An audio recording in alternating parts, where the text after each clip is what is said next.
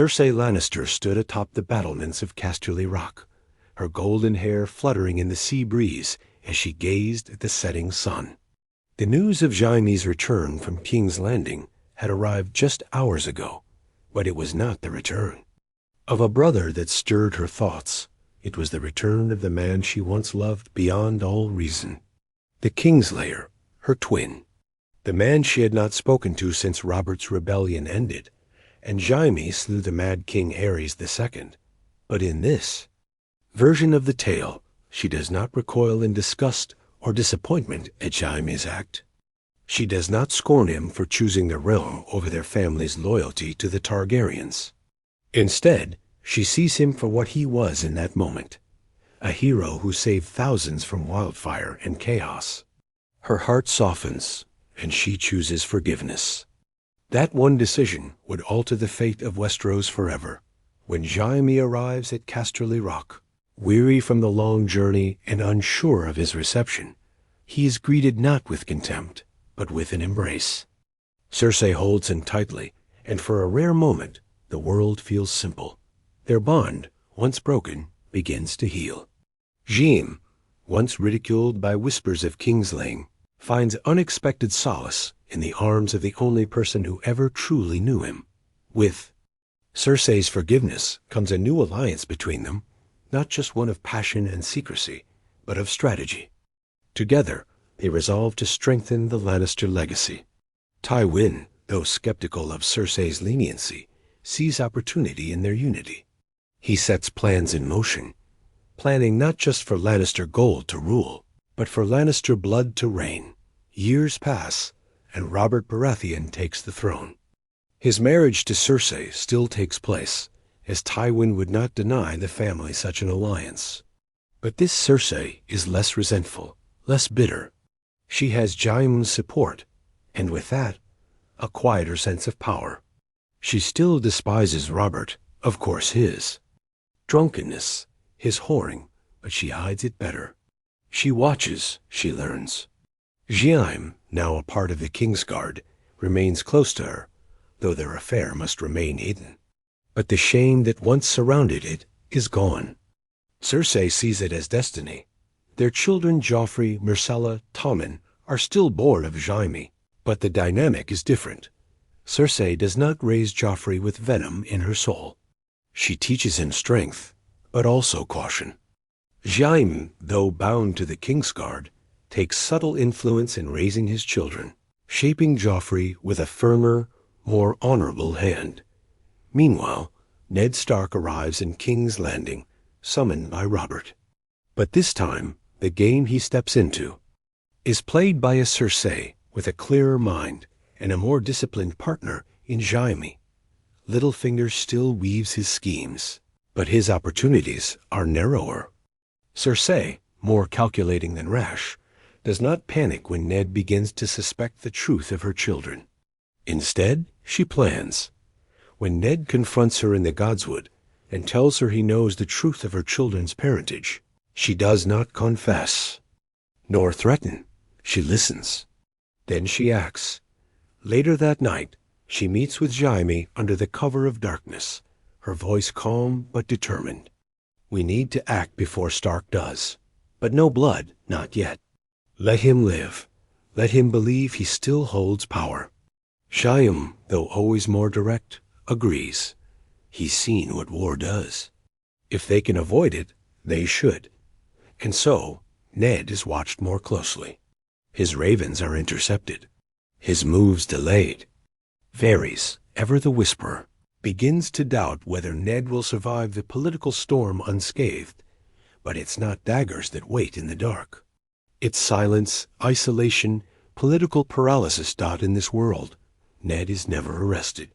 He is simply outplayed. When Robert dies on his hunting trip, it is not chaos that follows, but a well-laid transition. Joffrey ascends the throne smoothly, already coached in royal decorum by Jaime and Cersei. The city is quiet. There is no purge, no riots, no beheadings. But even as Cersei enjoys her triumph, the shadows gather. Stannis prepares, far away on Dragonstone. Renly eyes the throne with ambition. And across the narrow sea, Daenerys Targaryen feels the flutter of dragons' wings.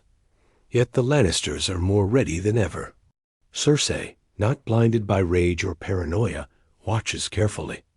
And Jaime, no longer dismissed as a dishonorable knight, stands at her side, respected and feared. Their forgiveness has not made them good, but it has made them strong. Winterfell was uneasy. Eddard Stark paced the godswood late into the night, reflecting on what he hadn't said and what had not been done. He had warned Cersei Lannister of his suspicions, but instead of reacting rashly, she had simply smiled, a cold, polite smile, and walked away. He hadn't expected mercy, but her restraint disturbed him even more than open hostility. His letters. To Stannis had gone unanswered. Maester Pycelle claimed ravens had been sent, but Ned now suspected otherwise. Word from the south had slowed. Messengers delayed. All eyes went quiet. Slowly, carefully, the North's presence in King's Landing had been cut off from its roots. And yet, no swords had been drawn. Ned felt as though he were drowning in honey suffocating sweetly. Unveils IBL, wide out in the Red Keep, Cersei stood in the solar with Jaime and Grand Maester Pycelle. The old man droned on about Robert's condition, how the boar had gored him, how his wounds festered. But Cersei already knew. She had arranged the strong wine. She had whispered to Lancel. It had taken no convincing Robert had been drinking himself to death for years. They merely sped the process. As Robert lay dying, Cersei held his hand. There was no love between them, but there was performance, and she understood that masks were powerful things. "You'll be remembered as a great king," she told him. Softly, and he, in his pain and fading senses, believed her. When the king finally passed, the court wept. But the power behind the tears had already shifted. Joffrey, 13 and golden-haired, took the throne with practiced ease. Cersei, now Queen Regent, controlled the court. Jaime remained at his post in the Kingsguard, but was rarely far from the council chambers, his presence lending Cersei both military authority and silent menace. Ned was not arrested. That much was crucial. Instead, he was kept distracted, summoned for ceremonial duties, kept from private conversations, denied appointments. He grew increasingly frustrated, then wary. Eventually, he requested to return to Winterfell, citing illness. Cersei granted it, but the North would remember this as a retreat, not a maneuver. Ned Stark left King's Landing in silence, confused, but alive, carrying the weight of truths he could never prove. Back in the capital, Littlefinger adjusted quickly. He had always served himself first, and seeing the united front of Jaime and Cersei, he decided to keep his ambitions quiet for now. He advised the young king, earning Joffrey's favor while watching from the shadows. Aerys, for his part, knew something had changed in the realm. Cersei was sharper, more dangerous, but she was no tyrant, not yet. So he continued whispering, adjusting his plans accordingly. In Dragonstone, Stannis Baratheon received no summons, no letter naming him heir. He waited, growing angrier by the day. Melisandre whispered of kings and fire, but he had no army and no legitimacy. The small folk called Joffrey king, and there were no heads on spikes to protest it. Renly remained at court, ever smiling. He played the long game, gathering support quietly. The Tyrells still watched, measured, but saw less opportunity in a realm without chaos. With Cersei in control and Jaime at her side, the Game of Thrones had new masters, but not all were content. Tyrion Lannister, summoned back from the Vale after Catelyn Stark's rash kidnapping of him months earlier, was furious. The tension between North and South remained. Robb Stark had demanded Tyrion's release, and Tywin Lannister, sensing the danger, had sent Jaime to handle the diplomatic insult personally. This had delayed the family's more dangerous impulses, but only just dot in this timeline. Robb never raises the North in rebellion, not yet. Instead, a cold tension settles across the land. War hovers at the edge of possibility, waiting for a spark. Back in King's Landing, Cersei walks the corridors of the Red Keep like a lioness patrolling her den. Jaime watches her, proud but restless. "You've won," he says one night. "4. "Now," she replies, looking out over the dark city. But dragons still sleep in the east. Wolves still howl in the north. And we are not done yet. The peace they forged was thin and sharp-edged, but it held for now. Far across the sea, in the red sands of Essos, Daenerys Targaryen stood atop the walls of Qarth. Her dragons coiled like smoke around her shoulders. The world had begun to whisper of her reborn, of a silver-haired girl with wings behind her. But Westeros had not yet turned its eyes eastward. The Lannisters ruled the Seven Kingdoms with steady hands, and the name Targaryen stirred little more than haunted memories among old men and drunkards. But Varys remembered. And Illyrio, too. Whispers flowed faster than armies.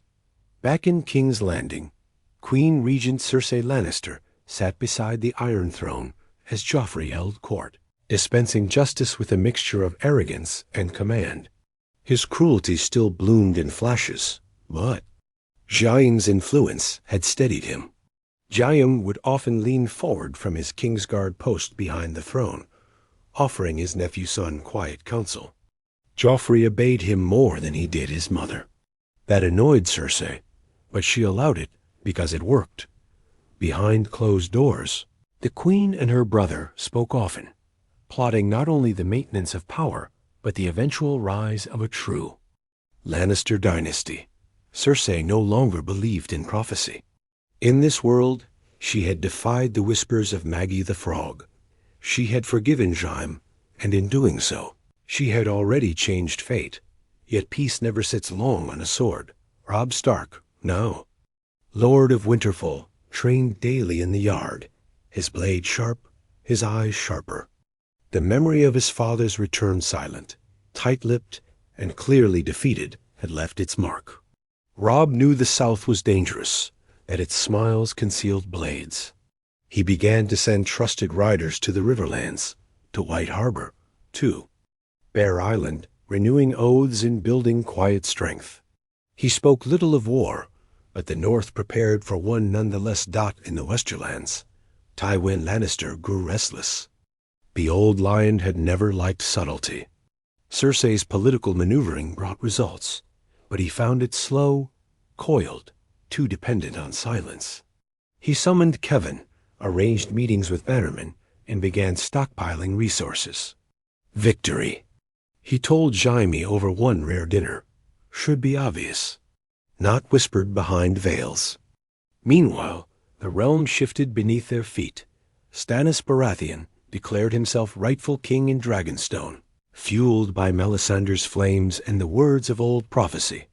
But his message found no great audience. With no Ned Stark to shout truth from the rooftops, and no execution to stir rebellion, the realm ignored him. He remained a smoldering ember in the dark, dangerous but unlit. Renly, ever the peacock, chose charm. He entertained the Reach, sowed ideas among the Tyrells, and began drawing quiet support. Margaery Tyrell, clever and lovely, understood what Renly wanted and what her family needed. But her eyes occasionally drifted back to the capital. Her father, Mace Tyrell, still dreamed of wedding his daughter to the boy King Joffrey. The match seemed less likely with Cersei in full control, but ambition does not die easily. It was during a great council meeting that Tyrion Lannister, now returned to the city and sharp-tongued as ever, finally tested his weight in politics. "I suppose we should thank the gods that Joffrey hasn't decided to burn someone alive for mispronouncing his name," he said with a smirk, drawing a glare from Cersei. "You presume too much, brother," Cersei replied, "and contribute too little. Tyrion raised his cup. Then let me offer something useful. Daenerys Targaryen lives. That silenced the room. Even Pycelle stopped pretending to be asleep. Jaime stiffened slightly behind Cersei. She has. Dragons, Tyrion continued. They breathe fire now. Small but not imagined.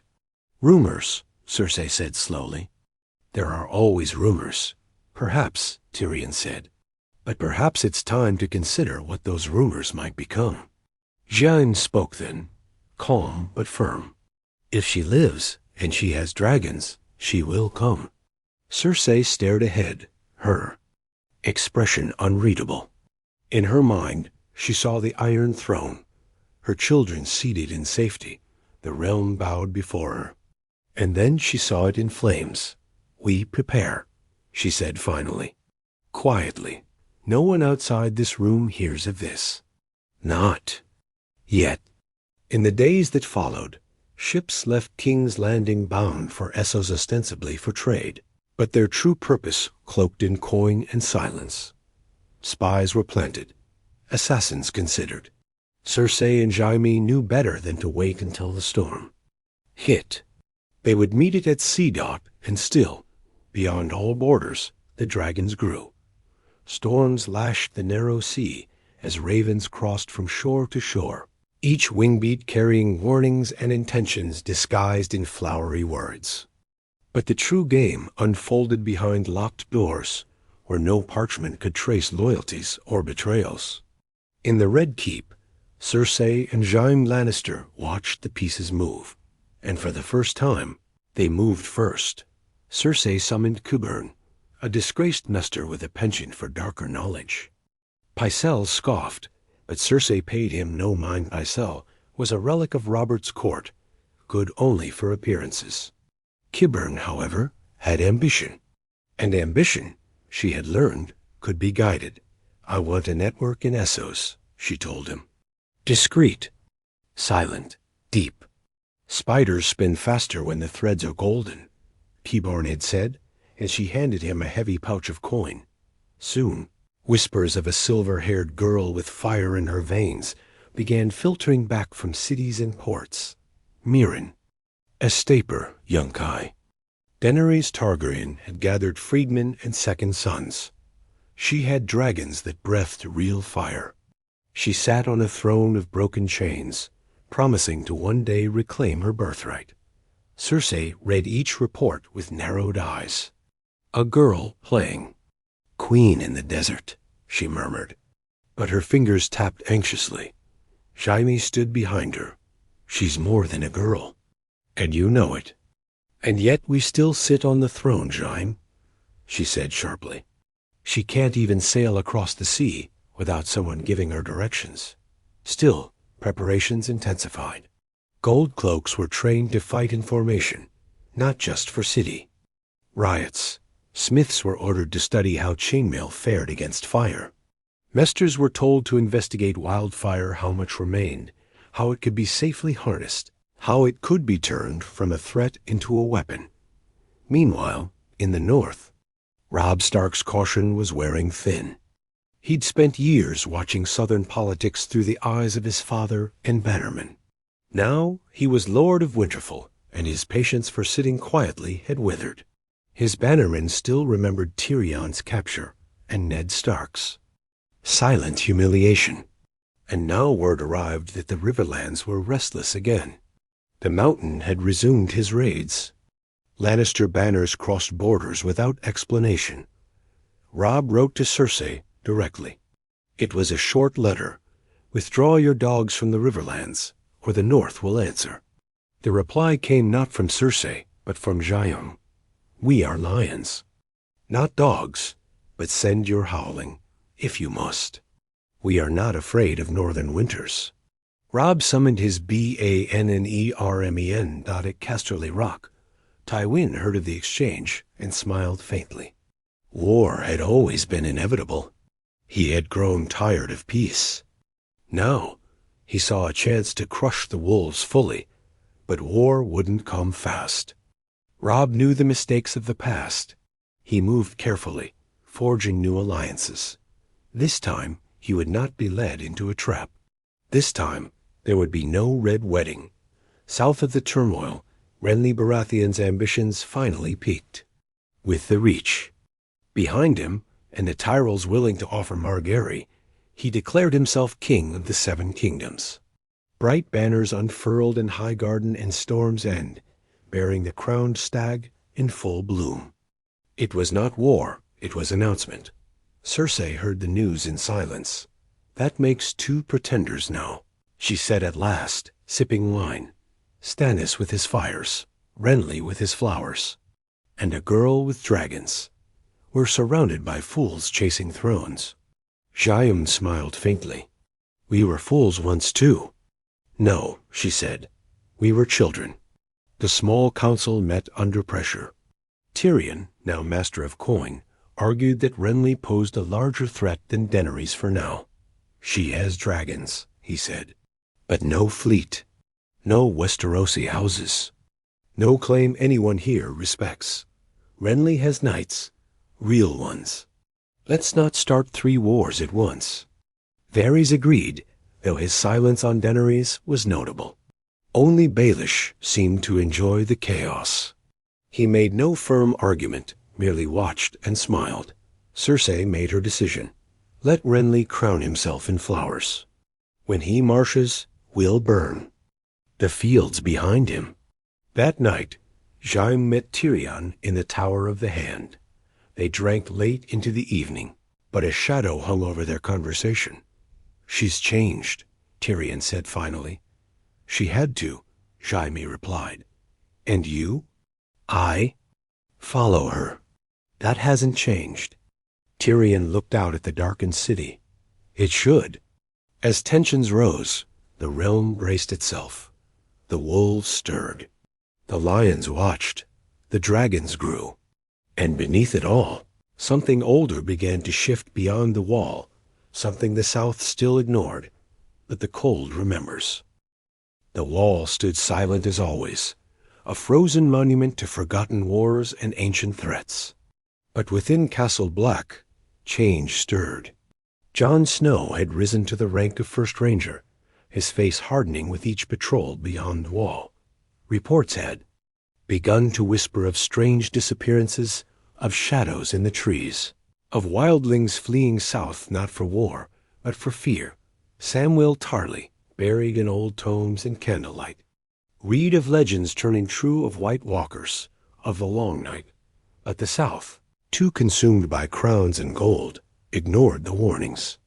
Even the ravens flew slower now, caught in the storm of politics and power. Back in the heart of Westeros, the realm balanced on a knife. Cersei Lannister, Queen Regent, ruled in all but name. Her son Joffrey sat on the Iron Throne, petulant but predictable, and increasingly molded by the steady hand of Jaime. Though still prone to cruelty, Joffrey's madness was kept in check for. Now by the rare, unwavering gaze of the Kingslayer, whose presence alone kept courtiers nervous and cautious. But war had finally begun to breathe down their necks. Renly, Baratheon's banners marched eastward, brilliant green and gold cloaking. The Stormlands. With Highgarden's levies at his back and Margaery on his arm, he swept toward King's Landing with charm and confidence. Lords and minor houses that had stayed neutral began to shift, drawn by the appearance of order and the promise of favor. Cersei responded with steel, not speeches. She summoned Tywin to King's Landing, demanding his presence despite his dislike of the city. "The throne is not secured with coin and whispers," she told him. "We need the West." Tywin, proud and furious, but never blind to strategy, complied. The Lannister host, forged from the wealth of Casterly Rock and the brutality of the Westerlands, began to move. Not toward Renly, but toward the Riverlands. A two-pronged strategy. They would contain Renly while destroying the North's ability to rise. Robb Stark, now Lord of Winterfell and Warden of the North in truth if not in title, received word of Lannister forces gathering along the borders. His mother, Catelyn, urged caution. "If we march, there's no turning back." They will not forgive a second rebellion. Robb looked out over the godswood. They never forgave the first. He did not march blindly this time. He sent word to the Vale, to House Arryn. Though Lysa was unlikely to act, he hoped Sansa, still a hostage in King's Landing, might serve as leverage. He sent ravens to the Riverlands, not as calls to war, but as calls to readiness. In King's Landing, Tyrion watched the game unfold with wine in hand and worry in his gut. "We are cracking the kingdom open from 4 sides," he told Jaime. "North, Stormlands, Essos, and gods help us, the bloody snow."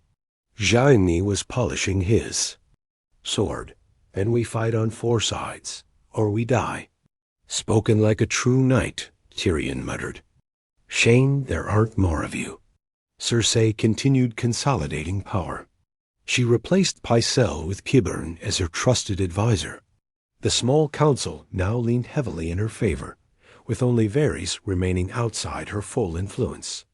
Baelish had been dispatched to treat with the Vale, but he had his own plans, and Cersei knew it. Still, a temporary alliance suited her just fine. Then came the first real blow. Renly Baratheon, camped in the Blackwater Rush with a host of 50,000 men, was found dead in his tent. His guards swore no one had entered. His brother Stannis claimed number credit. The camp erupted into panic, and the Tyrells pulled back quickly, Margaery weeping publicly, but Olenna already plotting her next move. Rumors of a shadow assassin spread. Some whispered of sorcery, others of treachery.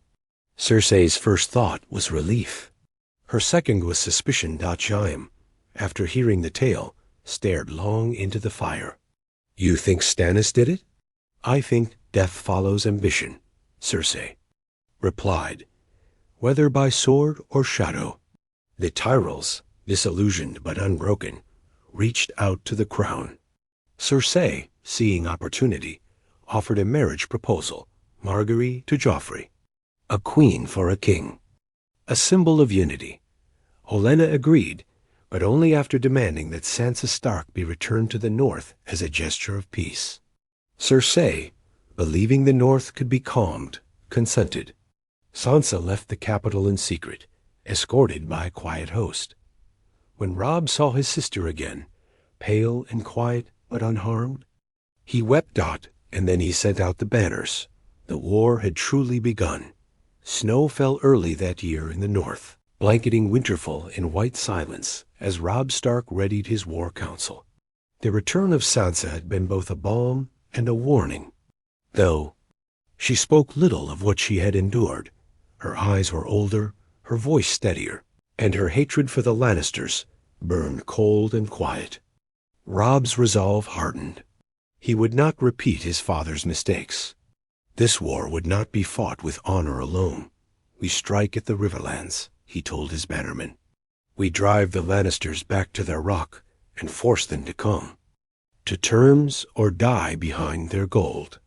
Lord Greatjon roared his approval. The Blackfish nodded grimly. Catelyn Stark, though weary of war, understood now that diplomacy was not enough. Her sons would not live as hostages to a golden lion's. Pride. Robb split his forces with care. He left a strong garrison in Winterfell under Maester Luwin and entrusted Sansa to their protection. Bran and Rickon remained as well, still too young for the burden of war. Then Robb rode south, banners unfurled, direwolves howling. But Westeros was not waiting idly. In King's Landing, the Tyrell alliance moved quickly. Margaery was betrothed to Joffrey in a lavish ceremony that signaled the merger of reach and crown.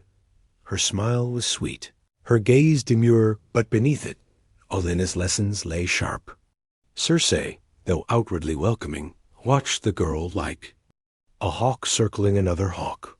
"Let her play the queen," Cersei told Jaime after the ceremony. "It's the lion that eats, not the rose."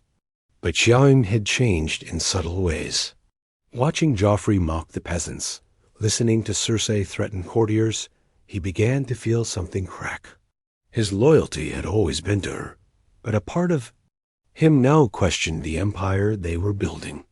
The lie he once defended now sat on a throne gilded with cruelty. Tyrion noticed it too. One night over wine he asked, "Do you still believe we're the heroes in this story?" Jaime didn't answer. He only poured more wine out across the sea. Daenerys Targaryen had taken Meereen, her banners flying above pyramids of fire. Her dragons had grown small no more, but fierce and loyal. She ruled now, not just as liberator, but as queen. Her advisers urged her to sail west. Jorah, still by her side, believed the moment had come, but Daenerys waited. She had learned from her enemies. She would not arrive in Westeros as a refugee. She would arrive as a storm dot back in Westeros. Stannis Baratheon struck suddenly. With Renly gone and Melisandre's faith burning hotter than ever, he launched an assault on King's Landing with a fleet powered by desperation and destiny. Blackwater burned, but this time the city was ready. Wildfire had been prepared in secret. Tyrion, acting as hand in the chaos of Tywin's absence, organized the defense with brutal efficiency. Jaime led the counterattack from the landward side, flanking Stannis's men with a force of cavalry trained in the Westerlands. The battle was fierce, but coordinated. Stannis breached the walls, but not the Red Keep. He was forced to retreat. His fleet shattered, his faith shaken. Melisandre swore it was not defeat, only delay. "The night is dark and full of trials," she whispered. But Stannis no longer met her eyes as often. Cersei watched the victory unfold from the tower above. The city. "We've survived them all," she said. "Renly, Robb, Stannis." But Tyrion shook his head. "The dragon is still sleeping." Even in victory, they all knew Daenerys would not sleep forever. The war grew bloodier in the Riverlands. Robb Stark crushed several Lannister hosts, taking Harrenhal and securing key supply lines. He avoided rash moves, avoided crossing the twins too quickly, and began seeking new alliances in the Vale and Dorne. The Vale remained aloof, with Lysa Arryn locked in paranoia. But Dorne listened. Prince Doran, ever cautious, was intrigued by Robb's discipline. A marriage proposal was whispered, perhaps Robb to Arianne. Martell. Catelyn was sent to Sunspear. But it was not politics that changed the course of the war. Next, it was a letter. Delivered in secret, it bore only 3 words. "She is coming." Cersei read it in silence. Jaime, standing beside her, asked, "Daenerys?" Cersei nodded slowly. "The game changes now." And far away, upon the decks of a fleet bound for Westeros, Daenerys Stormburn watched the sun rise. Her dragons flew ahead, wings cutting through the dawn. Salt sprayed across the prows of ships bearing the Targaryen banner as Daenerys approached Westeros at last. Her fleet, a combination of exiled lords, loyal Celsails, and former slaves turned warriors, carried not only steel and fire but hope. Above them, Drogon flew wide circles in the sky, his shadow passing like an omen over the sea. They did not land at Dragonstone. Instead, Daenerys chose the Stormland soft, fractured, still reeling from Renly's death and Stannis' retreat. Her landing was swift and bloodless. The local lords, unprepared and weary of war, bent the knee rather than face dragons. Castles were taken without siege. Her banners spread like wildfire across the southeast and King's Landing. The news arrived like a thunderclap. She's landed with dragons. Not 1, 3, Tyrion said, the council chamber silent around him. Cersei stared at the painted map on the floor. "Then we kill the girl before they grow older. We send every soldier, every catapult, every bolt of wildfire. We have." Jaime didn't speak. Not yet. Qyburn stepped forward. "We have been developing something. A scorpion, large enough to pierce dragonhide if aimed well. Then make 10. No 50, Cersei snapped. We end this before she reaches the capital. But Tyrion frowned. You think she came to die here? No, she'll unite the realm. And not with fear. With stories. She'll get the same welcome every foreign invader gets, Cersei hissed. We burned them first. That night, Jaime stood alone on the Red Keep's battlements, staring toward the southeast. The sky was clear, but in his mind, he could already see wings blotting out the sun. Back in the north, Robb Stark received the Raven from Dragonstone and read it twice. Daenerys had requested a meeting. She offered no threats, no demands, only an audience. A promise of peace between ice and fire.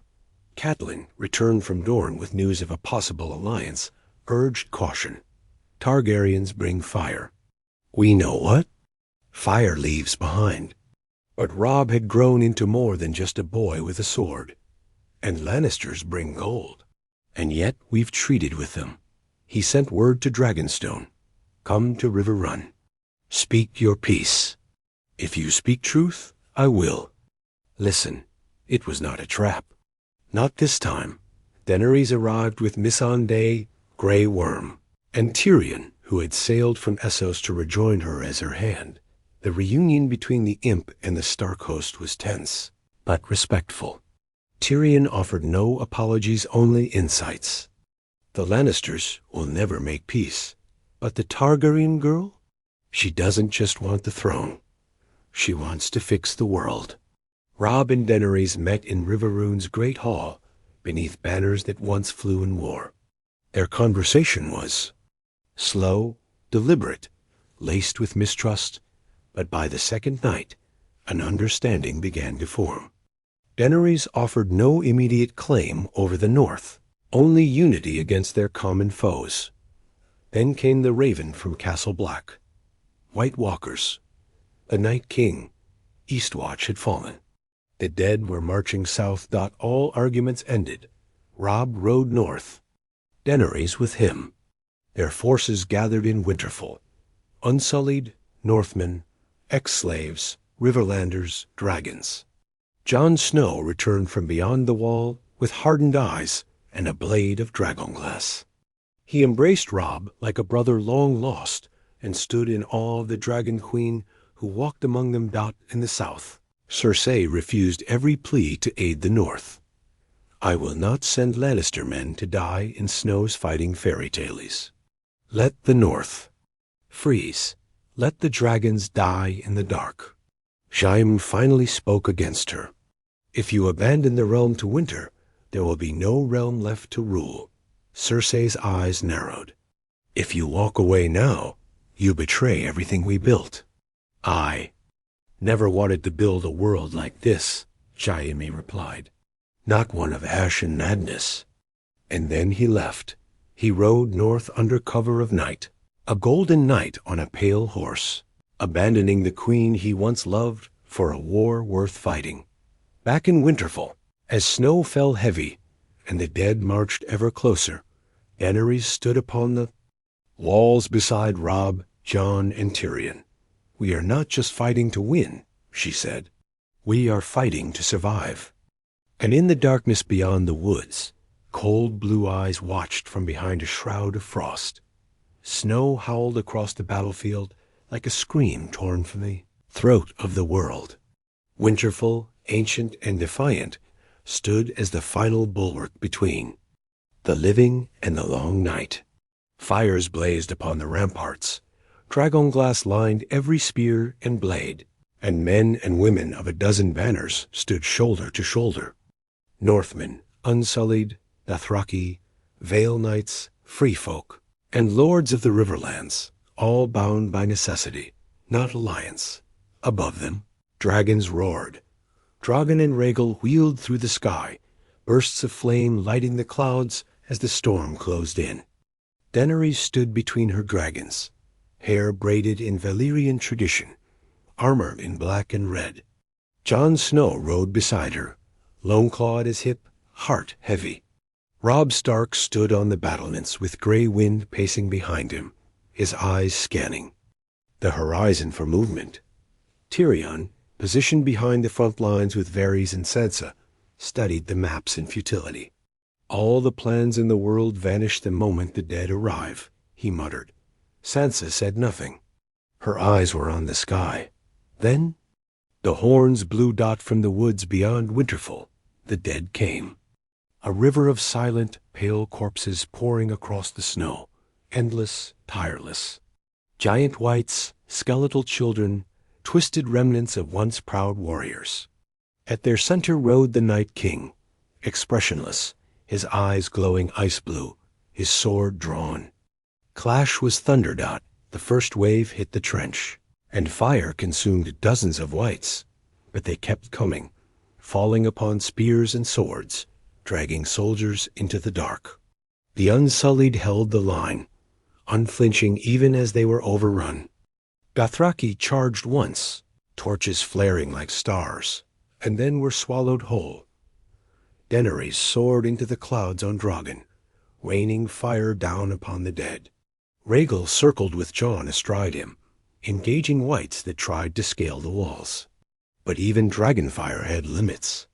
For every corpse burned, 100 more climbed over their ashes dot inside the walls.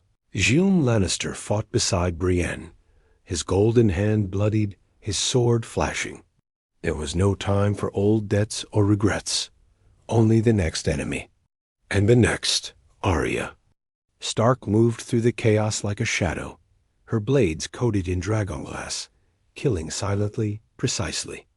At one point, she stood atop the library roof, staring down at the Night King himself as he walked through fire untouched. Then it happened. Rhaegal fell pierced by the Night King's ice spear. The beast shrieked, wings twisting, crashing into the trees beyond the Godswood. Jon tumbled from the saddle, but survived, dragging himself across the snow. Daenerys, seeing it from above, screamed, not from fear, but fury. She dove low, Drogon unleashing a torrent of flame directly upon the Night King. For a moment, nothing could be seen but fire, and then he emerged, unburned. Cersei had not come. Her army still sat idle in the south. The Golden Company waited behind the gates of King's Landing, her promises of false alliance now fully exposed. She had chosen to watch the world burn rather than lift a hand, but others had come at the last moment. The Knights of the Vale surged from the east, led by Jon Royce. Behind them, a single rider in Lannister crimson, Jaime, who had returned, not just as a knight, but as a brother who would not let the realm fall. As the living began to retreat to the Godswood, the Night King advanced. Robb Stark stood before him, gray winds snarling at his side, sword drawn. Jon, bloody and limping, joined him. Then Daenerys landed, stepping between them and the Night King. But it was Arya who ended it. From the shadows of the weirwood tree, she leapt, Valyrian steel in her hand, silent as breath. The Night King turned too late. Her blade struck true into his chest. Ice cracked. Time shattered and he fell. With a scream like shattering glass, the White Walkers disintegrated. Whites collapsed mid-stride. The battle ended not in triumph, but in silence. Winterfell stood, barely. The cost was staggering. Thousands dead. Rhaegal gone. Half the Dothraki extinguished. But the night was over. Afterward, they burned their dead with dignity. Daenerys and Jon lit the pyres together. Jaime mourned beside Brienne. Sansa wept openly as Theon Greyjoy was laid to rest in the crypts. Tyrion simply drank and said nothing. Then came the decision. Daenerys had earned Westeros, not by claim, but by fire and sacrifice. The North bent the knee. The Riverlands followed. Dorne declared for her. The Reach, with Margaery's death in the chaos, and Olenna gone, submitted quietly. Cersei Lannister stood alone in King's Landing. Her court hollow, her crown heavy. Jaime returned to her once alone quiet. "You can't win this war," he said. "There is no victory left in fire and ash. I made you, Cersei whispered.